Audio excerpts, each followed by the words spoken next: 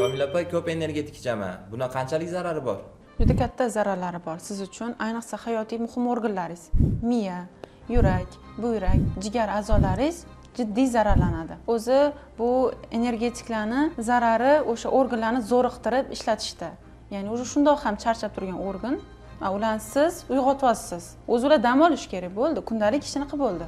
Bu, конечно, ulardagi moddalar almashinuvini buzib yuboradi. Holat organizmdagi hammasi passivlashib boradi. Kun, tun almashinib qolgandan keyin, mana shu moddalar almashinuvi izdan chiqqandan keyin уже kasalliklar rivojlana boshlaydi.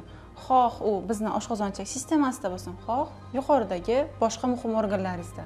Oqibatida buni demak oshqozonni rakini ko'p kuzatganmiz patsientlar orasida. Bizning praktikamizda ham o'tgan yilda bitta kuzatildi. Именно shu 5 ta 8 ta butilkagacha ichadigan patsientda rak, уже rak.